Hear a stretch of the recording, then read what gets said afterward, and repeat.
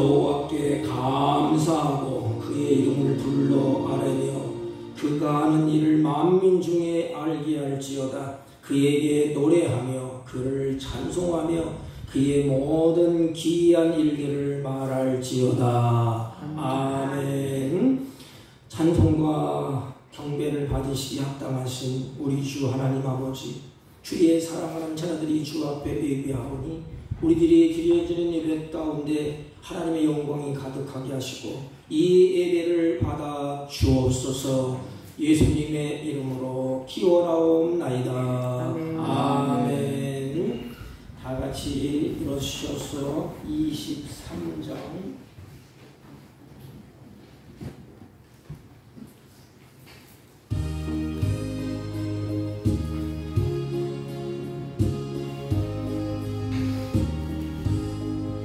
만일 내게 있으면 그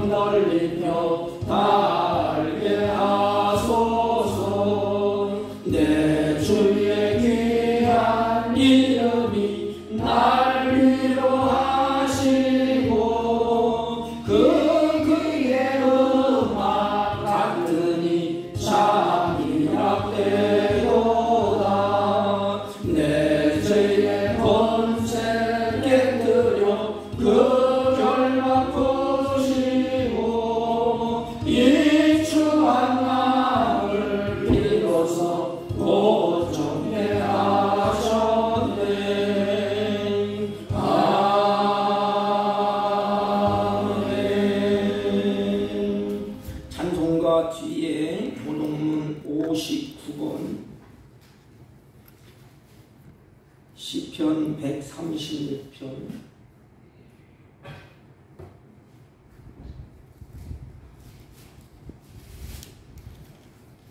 여호와께 감사하라. 그는 선하시며 그 인자하심이 영원하미로다. 산들 중에 뛰어난 하나님께 감사하라. 그 인자하심이 영원하미로다. 주들 중에 뛰어난 주께 감사하라. 그 인자하심이 영원하미로다. 홀로 큰 귀한 일들을 행하시는 이에게 감사하라. 그 인자하심이 영원하미로다. 지혜로 하늘을 지으신 이에게 감사하라. 그 인자하심이 영원하미로다. 땅을 물 위에 펴신 이에게 감사하라. 그 인자하심이 영원하미로다. 큰 빛들을 지으신 이에게 감사하라. 그 인자하심이 영원하미로다. 해로 낮을 주관하게 하신 이에게 감사하라. 그 인자하심이 영원하미로다. 달과 별들로 밤을 주관하게 하신 이에게 감사하라. 그 인자하심이 영원하미로다. 애굽의 장자를 치신 이에게 감사하라. 그 인자하심이 영원하미로다. 이스라엘 그들 중에 인도하여 내신 이에게 감사하라. 그 인자하심이 영원하미로다. 강한 손과 펴신 팔로 인도하여 내신 이에게 감사하라. 그 인자하심이 영원하미로다. 아멘. 사도신경으로 신앙 고백드립니다. 전능하사 천지를 만드신 하나님 아버지를 내가 믿사오며 그 외아들 우리 주 예수 그리스도를 믿사오니 이는 성령으로 잉태하사 동정녀 마리아에게 나시고 본디오 빌라도에게 고난을 받으사 십자가에 못 박혀 죽으시고 장사한 지 사흘 만에 죽은 자 가운데서 다시 살아나시며 하늘에 오르사 전능하신 하나님 우편에 앉아 계시다가 저희로서 산 자와 죽은 자를 심판하러 오시리라. 성령을 믿사오며 거룩한 공예와 성도가 서로 교통하는 것과 죄를 사하여 주시는 것과 몸이 다시 사는 것과 영원히 사는 것을 믿사옵나이다. 아멘. 다 같이 작성하시고 412장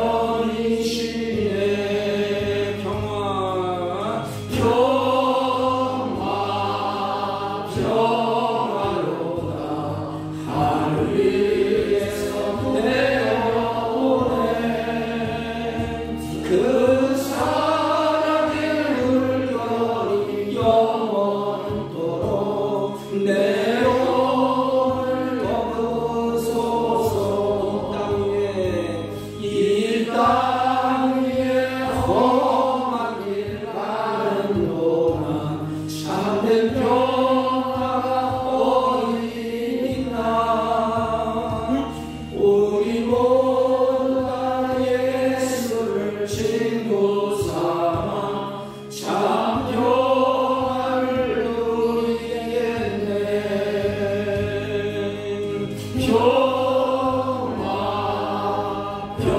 평화로다 하늘 위에서 내려오네. 그 사랑의 물결이 영원토록 내 영혼을 덮소서.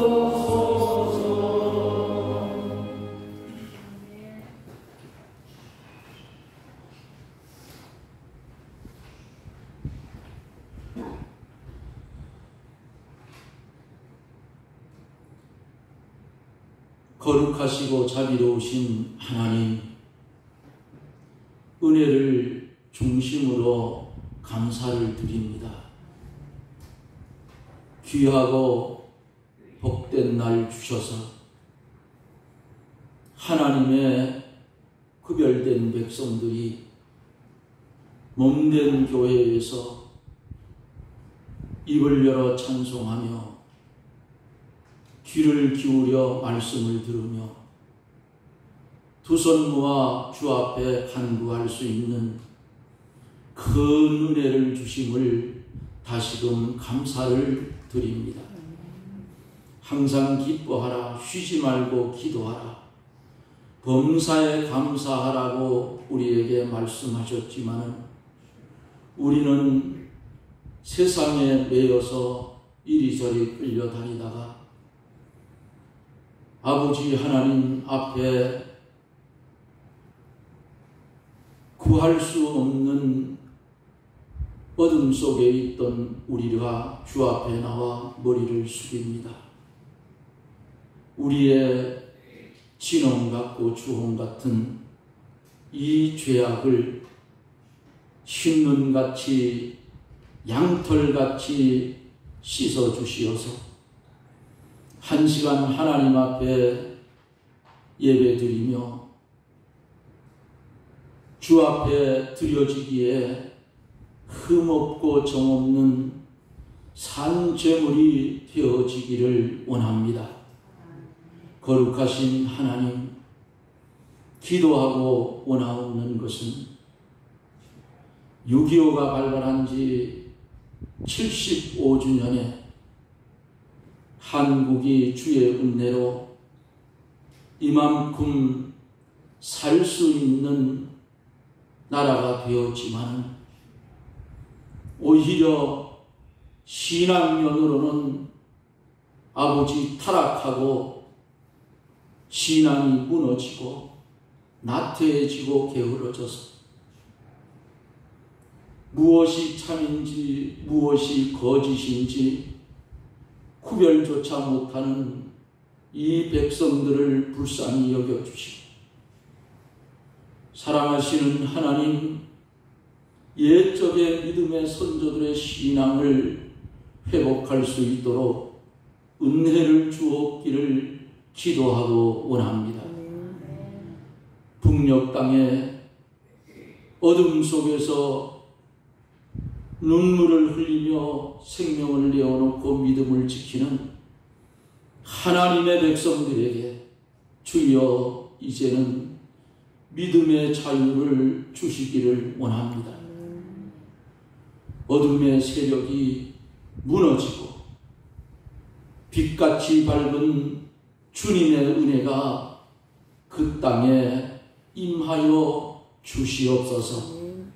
거룩하시고 자비로우신 하나님, 특별히 주 앞에 간절히 기도하옵는 것은 원치 않는 질병 때문에 수술 후에 회복 중에 있는 최철규 사랑하는 집사님, 주님 붙잡아 주시옵소서.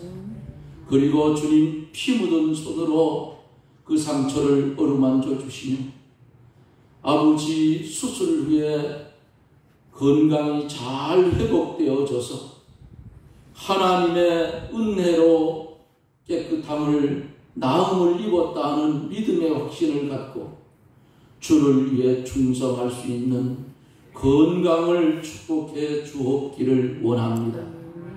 이 시간에도 하나님 우리를 부르셔서 예배드리게 하셨사오니 우리의 심령의 문을 활짝 열게 해 주시옵소서. 하나님의 비밀의 말씀이 귀한 목사님을 통하여 몸된 교회에 선포될 때에 그 하나님의 비밀의 말씀을 담을 수 있는 빈 그릇들이 되어져서 근심, 걱정, 염려, 질병 가운데 고통당하며 왔던 심령들이 예배를 마치고 돌아갈 때에는 할렐루야 하나님께 찬송 부르며 돌아가는 아름다운 발걸음이 되게 하여 주시옵소서. 주의 성령님 우리 목사님 붙잡아 주시고 예비하신 말씀 하나님의 은혜 가운데 잘 선포하여 말씀이 사랑하는 교회에 선포될 때마다 듣는 예수가 많아지는 역사가 일어나게 하여 주시옵소서. 이 예배를 우리 하나님 홀로 영광 받아주시고 우리에게는 은혜의 축복의 시간이 되게 해 주시옵소서. 예수님 이름으로 기도드리옵나이다. 아멘.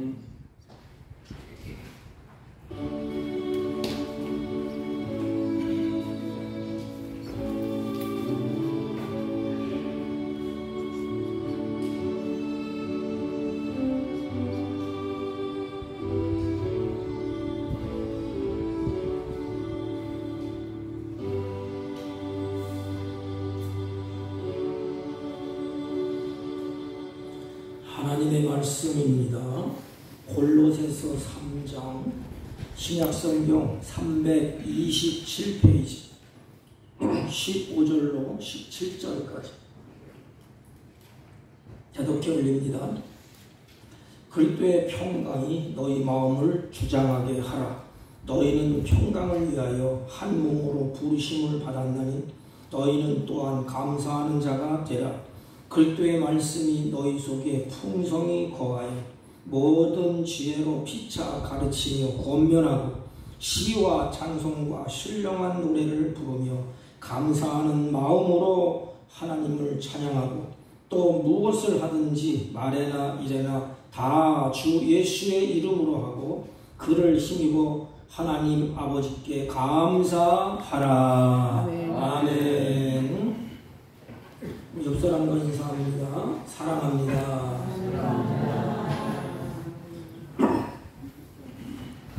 유대인들의 지에서 탈무드인데 탈무드에 보면 이렇게 기록되어 있습니다. 세상에서 가장 현명한 사람은 누군가? 세상에서 가장 현명한 사람은 누군가? 답은 배우는 사람이라 그랬습니다. 끊임없이 배우는 사람이 현명한 사람이랍니다. 세상에서 가장 강한 사람은 누군가? 세상에서 가장 강한 사람, 자기를 이기는 사람이랍니다. 내 자신을 이길 수 있는 사람이 강한 사람이래요. 세상에서 가장 행복한 사람은 누구인가? 여러분, 세상에서 가장 행복한 사람이 누구인 것 같습니까? 범사에 감사하며 사는 사람이라고 탈무드에는 그렇게 말합니다. 감사할 줄 아는 사람이 곧 행복한 사람이에요. 원망 불평하고 짜들어서 사는 사람은 반대로 불행한 사람이 아니겠습니까? 늘 감사하고 즐거워하고 기뻐하면서 사는 그 사람이 행복한 사람인 것입니다. 그런데 하나님은 우리 인간을 만드시고 우리 인간이 불행하게 되도록 하시지 않습니다. 우리 인간을 만드시고 하나님은 우리 인간을 행복하게 살도록 하나님이 그렇게 하셨습니다. 그 행복한 사람의 모습은 감사하는 사람이라는 것입니다. 그러므로 이 감사라는 말이 성경에 많이 나옵니다. 무엇일까요? 하나님 우리에게 그 행복을 놓치지 않도록, 불행에 빠지지 않도록, 불행에 빠지려고 할 때 하나님은 우리를 끄집어 올립니다. 너 감사하라. 감사하는 자가 되라. 그러면 감사하는 자가 행복한 사람이기 때문에 성경에는 곳곳에 감사하는 것으로 풍성히 기록되어 있습니다. 오늘 본문에도 보면 감사하는 단어가 짧은 그 속에서 3번이나 나옵니다. 성경에 보면 오늘 본문에 감사하는 마음으로 하나님을 찬양하라. 찬양할 때에 마음으로부터 참 감사하다. 그 감사로 하나님을 찬양하라는 것입니다. 또 그리스도를 힘입어 하나님 아버지께 감사하라고 했습니다. 그리고 끝부분에 가서는 너희는 감사하는 자가 되라. 그 의미는 감사가 쉽지 않다는 거예요. 여러분, 감사가 쉽습니까? 우리 크레트리 목사님이 쓴 감사의 기술이라는 그 책이 있습니다. 그 책에 보면 이렇게 기록되어 있어요. 감사는 훈련이다. 감사는 믿음의 훈련이다. 이렇게 기록되어 있습니다. 믿음의 눈을 떠서 우리가 받은 은혜를 헤아려 보고 받을 자격 없는 자에게 넘치도록 부어주시는 그 하나님의 은혜에 감사하는 것은 훈련으로 되어진다. 예수 믿고 구원받으면 감사가 자동적으로 되어지면 얼마나 좋겠습니까? 우리 인생을 살아가서 잘 알지 않습니까? 예수를 믿은 후에도 어떤 때는 감사하는데 어떤 때는 그렇지 못할 경우가 많이 있지 않습니까? 여러분, 왜 이럴까요? 우리가 지난 날을 되돌아보십시오. 우리의 삶에 감사가 많았습니까? 원망 불평이 많았습니까? 우리가 살아온 날을 되돌아보세요. 언제 감사했죠? 은혜가 있어야 우리는 감사하게 되어 있습니다. 은혜가 있을 때. 은혜가 떨어지면 감사도 식어지고 떨어지게 되어 있습니다. 그러므로 이 감사는 이런 뜻이에요. 부모님에게도 내가 감사합니다. 하나님 앞에 감사합니다. 이게 뭘까요? 나는 당신의 은혜를 잊지 않고 있습니다. 이 표시예요. 하나님 앞에, 부모님 앞에 감사합니다. 이 말을 할 때는 이 마음속에 나는 부모님의 은혜를 잊지 않고 있습니다. 하나님의 은혜를 잊지 않고 있습니다. 이 표지예요, 표지. 그러면 감사가 실어집니다. 나는 나의 삶 가운데 은혜를 다 잊어버렸습니다. 그런 징표가 아닙니까? 그럼에도 우리는 알지 못해요. 나는 당신의 은혜를 잊지 않고 있습니다. 이게 감사의 표시입니다, 표시. 그래서 은혜가 있으면, 은혜가 간직하면 가는 곳곳마다 감사가 나와요. 환경이 어떻든지 우리 부모님에게도 마찬가지 아닙니까? 내가 부모의 은혜를 가슴에 품고 있어. 마음에 품고 있어.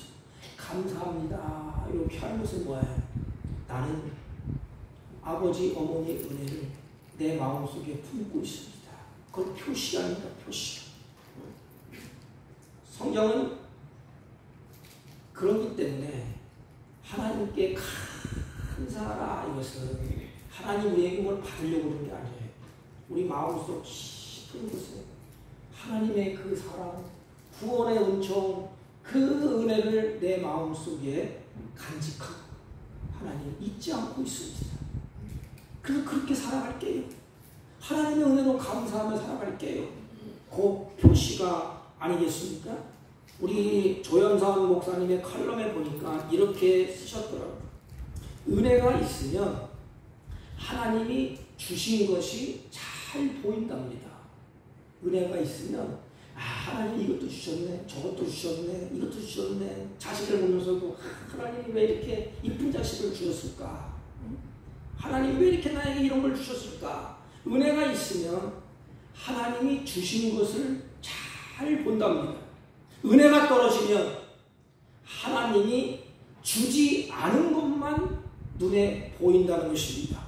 이것도 주지 아니하고 저것도 주지 아니하고 왜 나에게는 집도 안 주고 자가용도 안 주고 뭐도 안 주고 자식도 안 주고 이렇게 하나님이 주지 않은 것만 눈에 자꾸 보인답니다. 은혜가 떨어지면 하나님이 나에게 안 주고 다른 사람에게만 준 것이 자꾸 보인답니다. 왜 나에겐 이걸 안 주고 저 사람은 왜 저걸 줬지? 나에겐 왜 이렇게 고난을 주고 저 사람은 왜 이렇게 행복하지? 은혜가 떨어지면 나에게는 주어진 것이 눈에 안 보이고 다른 사람에게 주어진 것만 자꾸 눈에 보인다는 것입니다. 그래서 은혜가 떨어지면 그래서 불평하기 시작되고 불평은 곧 비교의 열매라는 것입니다. 하나님, 내가 똑같이 예수 믿는데 똑같이 예배드리는데 왜 저 사람은 저렇게 행복하고 저런 돈을 주고 이것도 주고 저것도 주는데 나에게는 왜 없습니까? 이런 비교의식, 비교의 시작은 불행의 시작인 것입니다. 여러분 성경에 보십시오. 가인과 아벨의 모습 잘 알지 않습니까? 가인은 아벨과 비교했어요. 왜 나의 예배는 안 받으시고 왜 아벨 예배는 받습니까? 그러면서 원망 불평으로 아벨을 쳐다봤어요. 그러니까 아벨이 가진 것이 많아요. 하나님의 은총을 받고 하나님께서 아벨에게 사랑을 받고 예배를 받고 나는 왜 안 그러냐? 은혜가 없으면 이와 같이 다른 사람이 받은 것만 계속 눈에 보입니다. 은혜가 있으면 하나님이 나에게 주셨고 적은 것도 하나님이 이렇게 주셨구나. 하나님이 나에게 건강을 주셨구나. 하나님이 나에게 자식을 주셨구나. 하나님이 나에게 거할 처소를 주셨구나. 이렇게 은혜가 있으면 하나님이 주신 것이 보이고 은혜가 떨어지면 나에게 주지 않은 것만 그렇게 보인다는 것입니다. 그러므로 원망 불평이 그때부터 시작해요. 하나님 왜 나에게 안 줬습니까? 왜 이렇습니까? 저렇습니까? 왜 저 사람 저렇게 좋은 자가용 타는데 왜 나는 이렇게 합니까? 좋은 집 짓고 사는데 나는 왜 그렇습니까? 이렇게 원망 불평은 바로 불행으로 들어가는 문을 여는 것이라고 말합니다. 결국 은혜가 떨어지면 곧 불행해진다는 것입니다. 감사가 여러분 잘 안 됩니까? 그렇다면 하나님 앞에 무릎을 꿇고 은혜를 구하세요. 솔직하게 여기 목사를 비롯해서 하나님, 내가 하나님의 은혜가 없어서 내 마음이 메말라 있어서 입으로 원망 불평합니다. 주신 것을 기억하지 못하고 주신 것에 감사하지 못하고 하나님 내 마음을 열어달라고 이 마음에 은혜를 베풀어 달라고 은혜를 구하시기를 바랍니다. 여러분 은혜와 찬송과 감사는 하나로 연결되어 있습니다. 은혜 받은 사람이 찬송하고 은혜 받은 사람이 감사합니다. 거꾸로 얘기하면 찬송하고 감사한 사람은 은혜 받은 자예요. 여러분 부흥식할 때나 기도에 가서 금식을 하고 은혜가 쭉 말하면 뭐가죠? 누가 시키지 않아도 하나님 감사합니다. 그 입술에 찬양이 나와요. 그거라고 그렇습니다. 그러니까 찬양과 감사가 있다는 것은 은혜를 받았다는 것입니다. 다시 말하면 은혜를 받은 자가 감사와 찬송이 있다는 것입니다. 은혜가 있어야 감사가 있고 찬송이 있습니다. 거꾸로 찬송이 있고 감사가 있으면 은혜 받은 자예요. 그러나 이 은혜는 바로 평강을 가졌습니다. 감사, 찬송, 은혜가 충만하면 마음이 평안합니다. 여러분, 이 평강은 하늘로부터 온 것이죠. 땅의 것이 아니에요.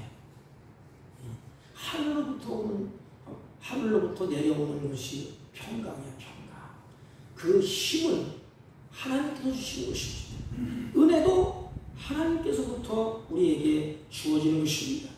그러므로 사도 바울은 그리스도의 평강이 너희 마음을 주장하게 하라. 하늘로부터 주어지는 평강이 이 마음을 주장하게 하라는 것입니다. 성도들을 향하여서 주시는 말씀이에요. 골로새 교회 성도들을 향하여서, 우리 사무교회 성도들을 향하여서 주시는 그 말씀이 너희의 마음이 그리스도의 평강으로 가득 채워지게 하라는 것입니다. 이렇게 우리들을 향하여서, 우리들의 성도들을 향하여서 그리스도의 평강이 우리의 마음을 장악하도록 하라고 말씀합니다. 이유가 뭘까요? 왜 우리의 마음이 하나님의 평강으로 채워져야 됩니까? 바울이 왜 이 말을 하셨습니까?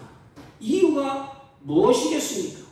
그것은 우리 이 땅의 사도라면 우리들의 마음 가운데 그리스도의 평강이 아닌 다른 것이 우리 마음에 계속해서 자리를 잡으려고 하기 때문에 그래요. 우리들 마음 가운데 하나님의 평강이, 하나님의 은혜가 내 마음에 있어야 되는데 우리 마음속에 세상을 살다 보면 마음에 뭐가 들어가요?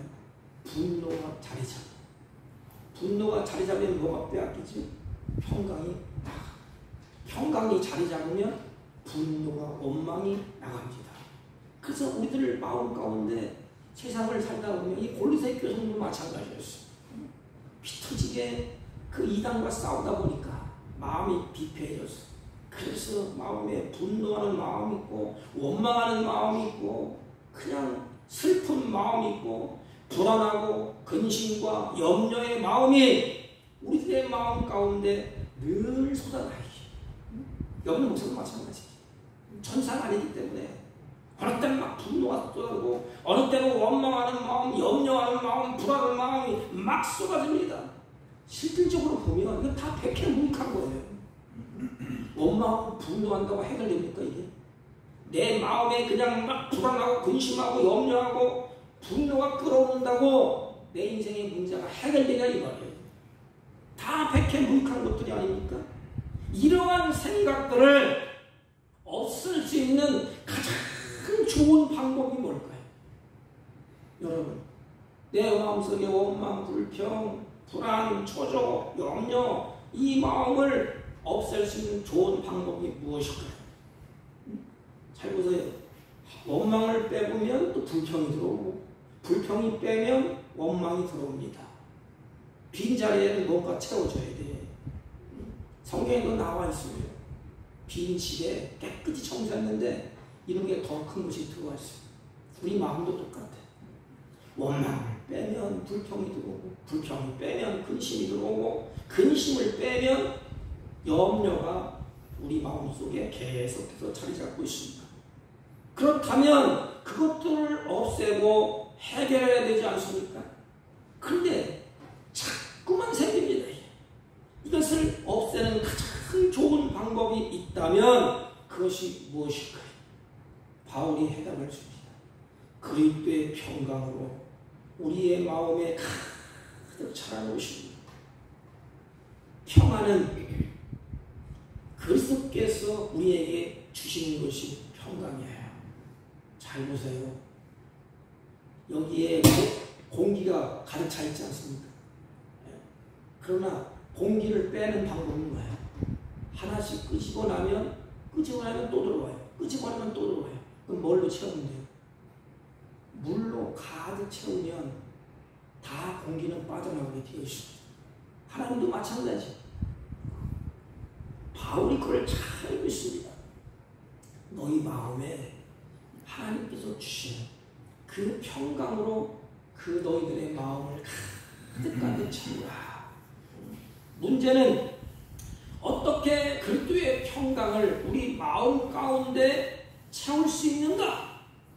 가득 채울 것인가 하는 것입니다. 어떻게 채울 것인가? 골로새 교회에 바울이 이렇게 많은 경우를 이렇게 골로새 교회를 치다 보니까 교회가 병들었어요. 병들었고 그러다 보니까 마음의 감사가 사라지고 원망, 불평이 계속해서 끊어지지 않습니다. 그러므로 화평, 평강이 다 사라졌어요. 이게 생지옥이 아닙니까? 이게. 하나님의 교회 예배당에 오면 기뻐 뛰고 즐거워하고 마음에 평안이 있고 주님의 감사가 있고 찬양이 있어야 되는데 이 골로새 교회는 이단들과 부딪혀 싸우다 보니까 여러분 사람도 마찬가지예요. 사람과 사람 관계에 싸움이 일어나면 평강이 다 깨져. 불안이 있고 초조하고 근심하고 염려하게 되고 감사도 사라지고 화평하지 못했습니다. 그래서 바울은 그 문제를 해결하기 위해서 예수 그리스도 안에서 너희들이 복음을 듣고 새 사람이 되지 않았느냐? 다시 말하면 그리스도인이 되어지지 않았느냐? 그러면 그리스도인들이 가져야 할 삶의 모습이 어떠해야 되느냐? 어떤 것으로 채워져야 되느냐? 바울이 그것을 답을 합니다. 우리 16절 있습니다. 16절 시작. 그리스도의 말씀이 너희 속에 풍성히 거하여 모든 지혜로 피차 가르치며 권면하고 시와 찬송과 신령한 노래를 부르며 감사하는 마음으로 하나님을 찬양하고. 여기 보면 그리스도의 말씀이 너희 속에 풍성히 거하게 하라. 마음이 불안하고 초조하고 평강이 다 사라졌어. 그러니까 바울이 너희들이 그리스도인이냐? 너희들이 거듭난 사람이냐? 새 사람 된 성도냐? 그렇다면은 하나님의 말씀이 너희 속에 풍성히 거하도록. 여러분 보십시오. 여기다 물을 집어넣잖아요. 그럼 공기가 다 빠져나가요. 그걸 비움이라고 해요. 비움. 우리는 반드시 비움이 있으면 채움이 있어야 됩니다. 우리가 회개하고 하나님 용서해 주세요. 이걸 다 비우잖아요. 마음을 다 비워. 그것도 힘듭니다. 성령이 역사해야 돼요. 그럼 마음이 다 비웠어. 그 다음에 뭐가 있어야 돼요? 채움이 있어요. 채움. 다 내려놓고 비움이 있으면 채움이 있어야 됩니다. 그런데 어떤 사람들은 비우기만 해. 마음을 다 비웠다. 나는 회개하고 자복하고 통했어. 끝. 그게 아니에요. 이게 불교처럼입니다. 불교처럼 깨닫고 비우고 내려놓고 모든 것을 다 한 공. 그럼 기독교는 뭐냐?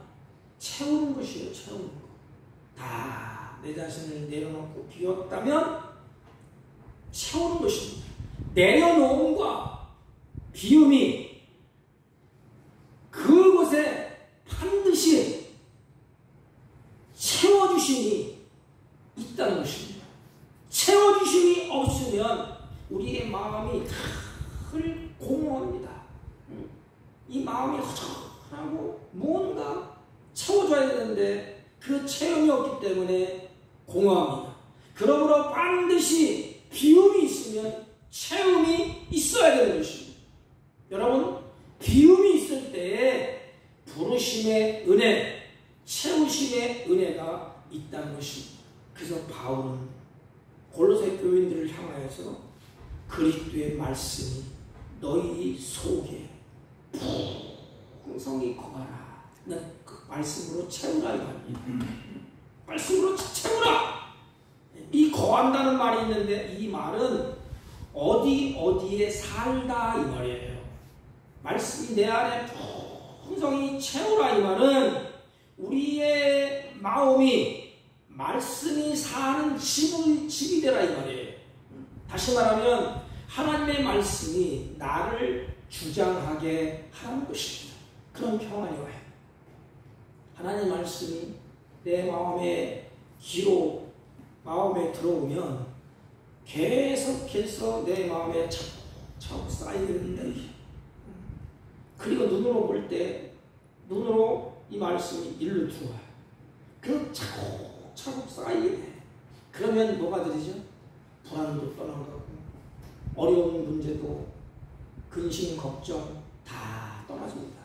이게 믿음이라는 믿음. 하나님 주신 믿음이야. 그래서 말씀으로 채워질 때, 그 말씀이 나를 주장할 때, 다시 말하면 그 말씀이 주인이 되게 하라는 것입니다. 네가 주인 되지 말고, 너 해결할 힘이 없지 않느냐? 하나님의 말씀이 너를 주장하게 만들고 주인 되게 하라 이 말입니다. 성경은 이렇게 말합니다. 하나님의 말씀은 우리의 혼과 영과 관절, 골수를 찔러 쪼개기까지 하며 마음의 생각과 뜻을 판단하느니라. 하나님의 말씀이 내 마음과 생각과 뜻을 판단한답니다. 이게 하나님의 말씀이 내 마음을 판단하고 하나님의 말씀이 내 생각을 판단하고 하나님의 말씀이 뜻을 판단한다는 것입니다. 히브리서 4장 12절. 그래서 하나님의 말씀이 나를 주장하고 하나님의 말씀이 주인되게 하라는 것입니다. 그리스도의 그 말씀이 내 속에 주장하고 그 말씀이 주인되면 풍성해지면 감사한 마음이 생긴다는 것입니다. 내 마음에 감사한 마음이 생긴답니다. 여러분, 자식이 부모의 말이 자식의 마음속에 들어왔어요. 그러면 그 말씀이 채워지면 자식이 부모에게 뭘 할까요? 감사하게 되어집니다. 부모의 말씀이 자식이 거부하고 부모의 말씀이 귀로 들어서 일로 들어오지 않으면 절대로 자식은 부모를 향하여서 감사가 안 나와요. 원망, 불평이 나오지. 왜? 이 마음에 아무것도 없는데 우리는 다 비울지 말아요. 아, 잘못했구나. 회개해야지. 이게 그리스도인 아닙니까? 그런데 채우지 않아요. 하나님의 말씀이 나를 주장해야 되고 나의 주인 되게 해야 됩니다.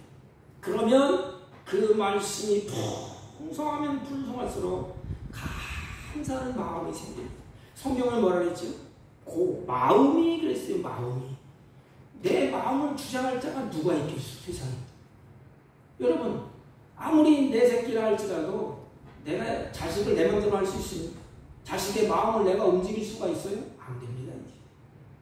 마음을 지으신 하나님이 하시는 거예요. 그러니까 그 마음을 지으신 하나님이 입으로 나오는 그 말씀을 마음에 차곡차곡 쌓이게 되면 그 말씀이 나를 주장해요. 그 말씀이 주인되게 합니다. 어떤 분이 카톡으로 급하게 문자를 뭐라고 그랬냐, 쓰러졌는데 지금 병원에 가는 중이에요. 기도를 부탁했어요. 그때 제가 사무실에 있다가 잠깐 여기 올라왔어요. 기도하는데 말씀이 탁 떠오르더라고요. 그 말씀을 얼른 탁 쳐서 보냈어요. 받는지 안 받겠죠. 그러더니 5분 쉬고 또 문자가 또 왔어요. 괜찮다. 여러분, 우리 크리스천들은 말씀이 나를 살리는 것입니다. 불안하고 초조하고 염려할 때, 원망할 때 하나님의 말씀으로 채워야 됩니다. 염려하지 말라, 근심하지 말라, 범사에 감사를 하지 않습니까? 소가 대세인들 하듯이 그 말씀을 계속해서 다시 생각해 보십시오. 원망이 당합니다. 그 말씀이 주인들하는 것입니다. 주인은 뭐예요? 나를 모든 것을 통치하는 자가 주인이 아닙니까? 하나님이 나를 통치해 이렇게. 그러면 그 마음속에 감사하는 마음이 생깁니다. 감사는 우리의 마음에서부터 시작되는 것을 깨닫게 됩니다. 왜 우리는 하나님을 영화롭게 하지 못합니까? 바울은 이렇게 말했습니다. 로마서 1장 21절에서 하나님을 알되, 하나님을 다 알아요. 귀신도 하나님을 아는데, 하나님을 알되 하나님을 영화롭게도 하지 않으며 감사하지도 아니하고 오히려 그 생각이 허망하여져서 미련한 마음이 어두워졌나니. 여기 세 가지가 나옵니다. 생각이 뭐예요? 허망한 생각이 있대. 그리고 미련한 마음이 있고 어두워졌대. 그 마음이. 그럼 감사가 있을까요? 하나님을 영화롭게 할까요? 우리의 생각이 허망하여지고 미련한 마음이 어두워졌기 때문에 우리는 감사가 없대. 그걸 몰아내는 힘, 그것을 끄집어내서 버려주는 힘이 뭐냐? 위에서부터 주어지는 성령의 역사요, 하나님의 말씀인 것입니다. 그 말씀이 몰아내게 되어 있습니다. 예수님이 말씀하실 때에 어둠이 물러갔습니다. 예수님이 말씀하실 때 악한 것들이 떠났습니다. 예수님이 말씀하실 때 그 허망한 생각이 바뀌었습니다. 예수 그리스도의 말씀으로 풍성이 채워지면, 우리의 마음속에 채워지면 어둠이 물러가고 허망한 생각이 물러가고 불안이 물러가고 초조가 물러갑니다. 그래서 바울은 강조하는 거예요. 감사한 마음이 생깁니다. 그때에 입에서 나오는 것이 뭐죠? 시와 찬송과 신령한 노래를 부르며 감사한 마음으로 하나님을 찬양한다. 그때의 마음이 다 물러갔으니까, 빛이 왔으니까 시와 찬송과 신령한 노래로 감사한 마음으로 하나님을 찬양하게 된다는 것입니다. 여러분, 그리스도의 말씀이 우리 안에 살아서 역사하기 시작하면 뭐가 일어나야지? 어둠이 물러갔어요. 불안, 초조, 근심, 환란이 다 떠났습니다. 말씀이 우리를 지배하기 때문에 그때에 시작되는 것이 뭐냐? 찬송이에요. 그리고 시입니다. 다윗이 시편을 많이 썼잖아요. 바로 이거예요. 다윗이 말씀에 붙잡히고 하나님의 말씀이 다윗의 마음을 주장했습니다. 요셉도 마찬가지예요. 요셉이 끌려갈 때 말하면 여호와의 말씀이 나를 단련하셨도다 그랬습니다. 하나님 말씀이 요셉을 빚어나가는 거예요. 그때 신령한 찬송, 신령한 노래가 나오는 것입니다. 무슨 말입니까? 우리의 입술에 찬양이 떠나지 않는다는 것입니다. 감사한 마음으로 하나님을 찬양하게 됩니다. 그리고 이 골로새 교회 문제가 많지 않습니까? 그렇기 때문에 모든 지혜로 피차 가르치며 권면을 하게 됩니다. 나는 예수 믿고 부활하다. 그러니까 이제는 하나님과 나와의 관계만 좋은데, 어떤 분은 그래요. 여기 다니면서 그냥 뭐 다른 사람 신경 쓰지 말고 하나님과 나와의 관계만 좋으면 되지, 이렇게 대개 판단을 합니다. 그럴 수도 있습니다. 그러나 하나님과 나와의 관계만 좋으면 되는 게 아니고 이웃과의 관계도 좋아야 됩니다. 하나님의 말씀이 내 안에 풍성해지면 마음에 원망, 불평이 달아나고 감사가 나옵니다. 그리고 세 번째는 관계가 좋아집니다. 여러분, 말씀이 들어와야 관계가 좋아져. 하나님의 관계가 좋아지고 이웃과의 관계가 좋아집니다. 바울은 그걸 알았어요. 고린도 교인들이 자기를 지금 막 이단과 싸우다 보니까 저게 이단인지 저게 상단인지, 그러니까 어떻게 돼요? 마음이 닫혀있어요. 그래, 하나님의 관계가 잘 이루어지면 이웃과의 관계도 잘 이루어집니다. 여러분, 예수 잘 믿는다고 바짝바짝 뛰고 뒤집어지는데 가정에 가면 싸우잖아요. 멱살 잡고 이론전언하면서. 이것은 예수 믿는 그리스도인이 아니에요. 하나님의 은혜가, 말씀이 나에게 머무르면 피차 안에 서로의 관계가 참 좋아집니다. 서로의 관계, 그래서 말씀으로 서로 위로해주고, 내가 내 안에 있는 말씀을 입으로 나와서 서로 격려해주고, 그 말씀으로 서로 가르쳐주고, 그 말씀으로 가득 차면 그 말씀으로 서로 권면하고 격려해주고 세워주고 살리는 역사가 그 말씀 속에서 일어나게 되는 것입니다. 여러분, 말씀이 가득한 그리스도의 삶의 모습, 그리스도인이 가져야 할 삶의 모습, 그는 내 말씀이 충만하면 감사가 있지요. 관계가 아름답게 되지요. 그러면 말이 어떨까? 말이. 여러분, 신앙생활을 하면서 잘 한번 겪어보세요. 은혜가 충만하고 하나님의 평강이 있고 말씀이 충만해요. 그러면 우리의 말이 어떨까요? 17절 한번 보세요. 17절. 자, 같이 읽습니다. 시작. 또 무엇을 하든지 말에나 일에나 다 주 예수의 이름으로 하고 그를 힘입어 하나님 아버지께 감사하라. 네, 우리의 삶의 중요한 핵심을 어디에 두느냐? 그리스도가 우리의 중심 축이라는 것입니다. 말씀이 내 안에 오면 예수님이 중심이야. 축이 무너지면 다 무너지는 것입니다. 그래서 어떻게 하면 그 하나님의 뜻대로 살아볼까? 어떻게 하면 하나님을 기쁘시게 할까? 어떻게 하면 원망불평이 사라지고 은혜를 간직하여 감사할까? 이걸 생각하는 것입니다. 주 예수의 이름으로 이런 중심축이 예수라는 것입니다. 예수의 이름으로 하라는 것은 그리스도를 나타내는 말, 행동을 하는 것입니다. 여러분, 그리스도를 믿는 사람으로서 부끄러운 말, 부끄러운 일을 그치라는 거예요. 고린도 교인들을 향하여서 무엇을 하든지 그랬어요. 생활을 해야 돼. 생활. 무엇을 하든지 내 말에나 일을 할 때에 중심축이 어디라는 것입니까? 그리스도. 내가 이렇게 말하면 하나님이 기뻐할까? 내가 이 일을 하면 하나님이 즐거워할까? 기뻐할까? 이게 자식된 놀이 아닙니까? 자식이 뭘 하려고 해도 내가 이 범죄하고 이 나쁜 짓을 하면 우리 부모가 어떨까? 그러면 아차하는 순간이 나요. 마찬가지예요. 이 중심축. 여러분, 생활의 언어를 돌아보시기 바랍니다. 그리스도인은 언어가 살리는 언어가 돼야 됩니다. 언어가 죽이는 영은 악한 것들이 주는 거예요. 그리스도인들은 살리는 말이 나옵니다. 뭐가 있죠? 하나님 말씀이 내 안에 풍성해지면 이 말이 살리는 말이 나오지 죽이는 말이 나오지 않아요. 근데 말을 딱 들어오면 신앙의 정도를 알 수가 있어요. 여러분, 생명의 언어를 사용하십니까? 죽음의 언어를 사용하십니까? 오늘 현대인들의 모습을 보면 알게 모르게 이 죽음의 언어를 많이 사용합니다. 그런데 그것을 알지도 못합니다.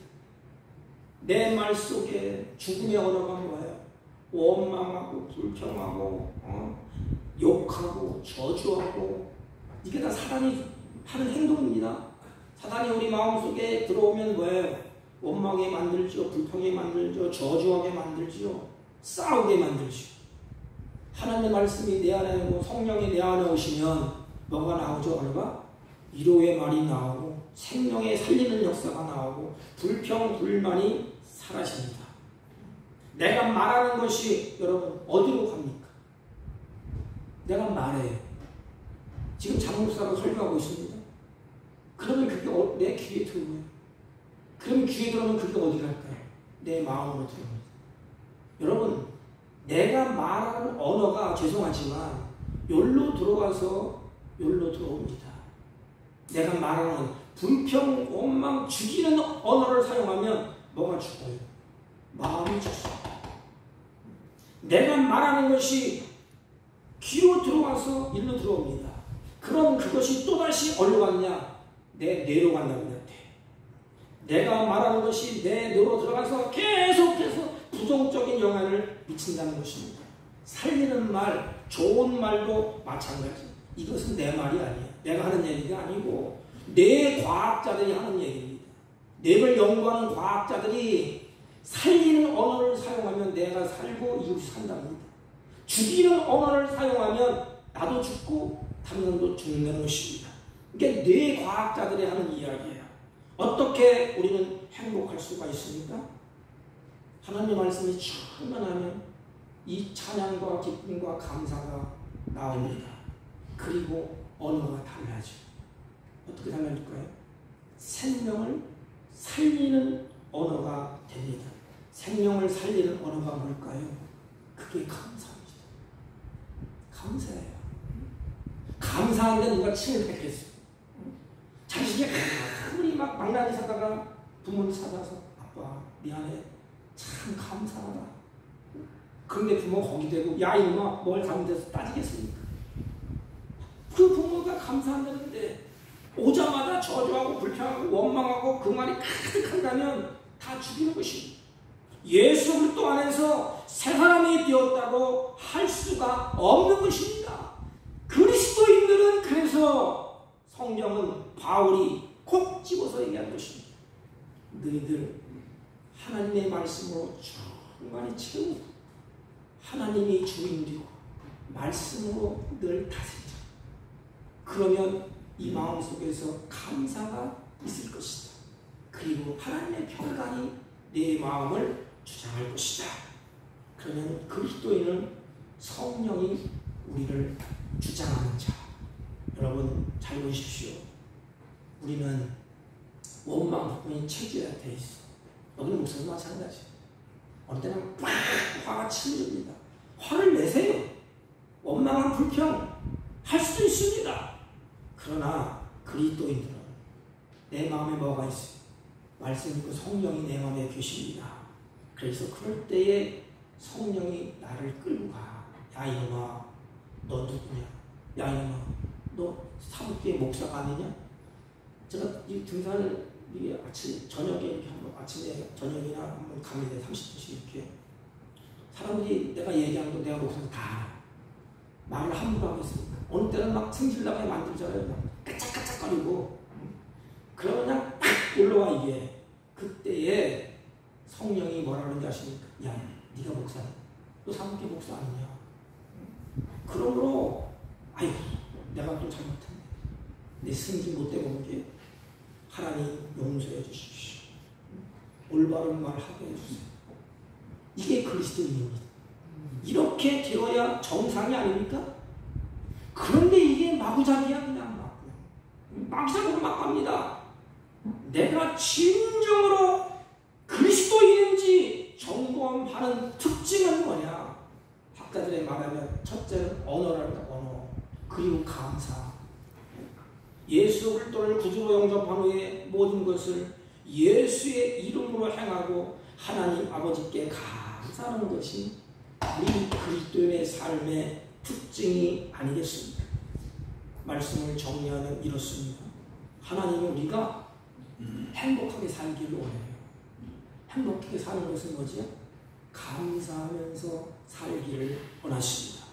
그래서 그리스도인들에게 하시는 말씀이 뭐냐? 너희가 감사하는 자가 되라는 것입니다. 우리 인생 자체의 삶이 감사하는 삶으로 좀 바꿀 수 없느냐? 바꾸라! 명령이에요, 명령. 바꾸라! 이 말이에요. 감사하는 자로 살기 위해서는 그리스도가 주신 은혜와 사랑, 말씀을 날마다 소가 되시기를 하듯이 하나님의 말씀으로 털 채워야 됩니다. 그래서 여러분 한번 까놓고 얘기해 보십시오. 주일을 1년 동안 안 지켰어. 그러면 그 마음에 평안이 있습니다. 그 마음 속에 불강, 원망, 짜증으로 가득 채워집니다. 왜? 말씀도 읽지도 않는데 듣지도 않아요. 그 마음속에 뭐가 있겠어요? 사랑하는 성도 여러분, 오늘 바울은 그리스도인들은 감사하는 사람이래요. 그 감사할 수 있고 평안이 임하는 것은 한 가지밖에 없어요. 오직 그리스도, 오직 예수, 오직 성령, 오직 말씀. 삼위일체. 하나님의 힘으로 만든 것입니다. 그런데 그 힘이 어디서부터 와요? 하나님이 주어진 말씀으로부터 오는 것입니다. 그 말씀을 마음에 새기면, 그 말씀이 나의 주인되면 입으로 찬양이 나오고 언어가 달라지고 감사가 나오고 기쁨이 나오고 하늘의 것을 이 땅에서 누리게 됩니다. 이게 그리스도인들의 삶이에요. 사람들에게 보여줄 것이 뭐가 있습니까? 하늘의 것을 이 땅에서 보여주는 건 진짜 그리스도인입니다. 사랑하는 성도 여러분, 감사로 하나님을 영화롭게 하며 그 하나님을 즐거워하며 우리 인생이 하나님께서 원하는 행복한 살기를 원하십니까? 그렇다면 말씀으로 채우세요. 그리고 언어를 바꾸시고 감사함으로 하나님을 영화롭게 하는 저와 여러분이 되시기를 주님의 이름으로 축복합니다. 하나님 아버지, 그리스도가 우리의 중심축이 되어서 감사하는 자로 살게 하여 주옵소서. 예수님의 이름으로 기도하옵나이다. 아멘. 304장 감사합니다.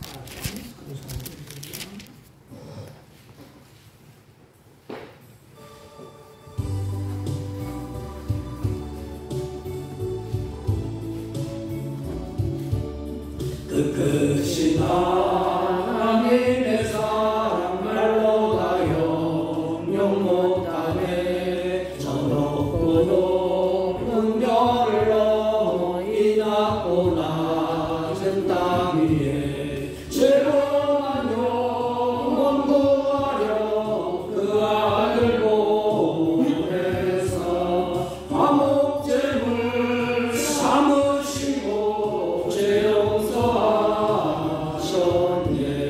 하나님 크신 사랑은 증량다 못하네. 영원히 변치 않는 사랑 성도여 찬양하세.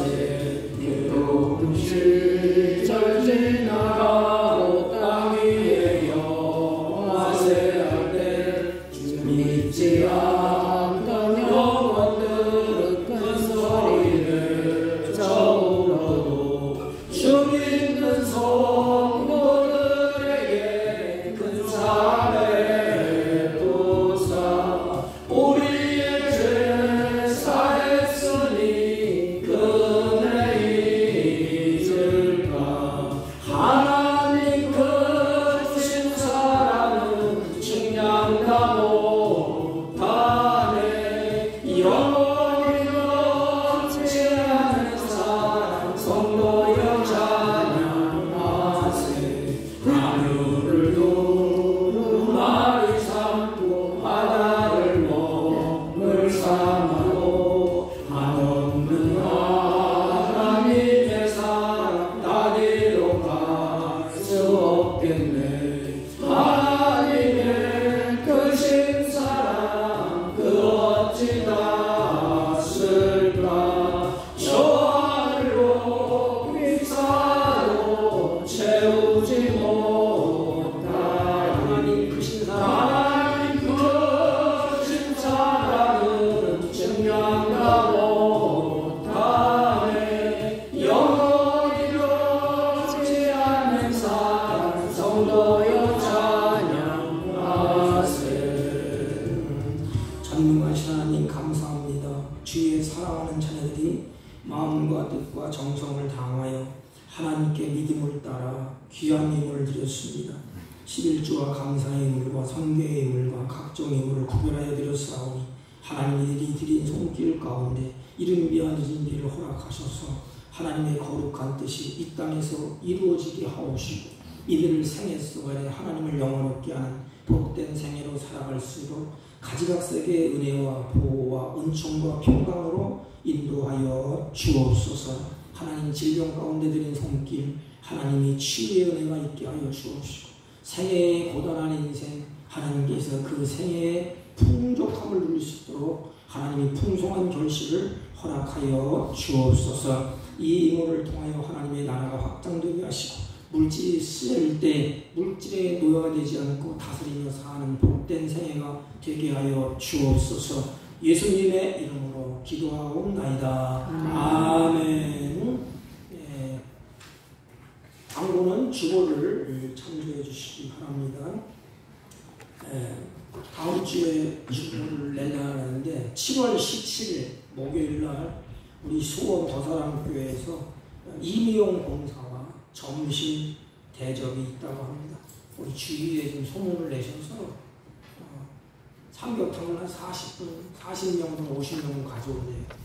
점심도 잡수시고 이발도 하시고 이렇게 여러분들이 주위에 소문을 내주시기를 바랍니다.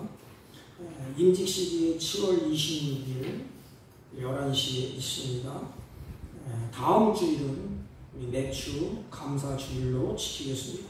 우리 최철교 집사님이 수술을 마치고 회복 중에 있습니다. 여러분들이 기도로 이렇게 응원해 주시기를 바랍니다. 우리 다른 광고 말씀 없으시면 우리 5장을 펴시고 일어서서 옆사람과 앞사람과 인사합니다. 그리스도인은 감사하는 자입니다. 이렇게. 그리스도인은 감사하는 자입니다. 아멘. 아멘. 5장 올리고 축도하고 예배를 표합니다.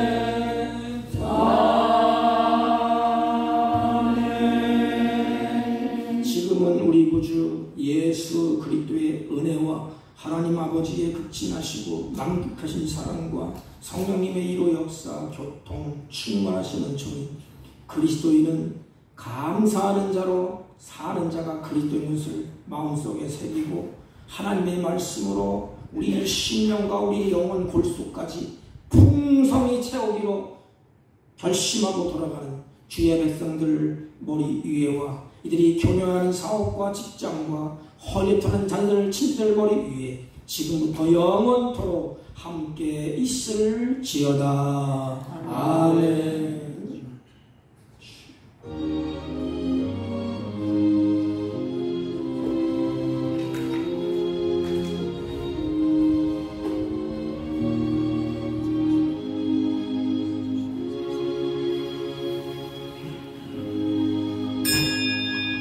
예배를 마쳤습니다.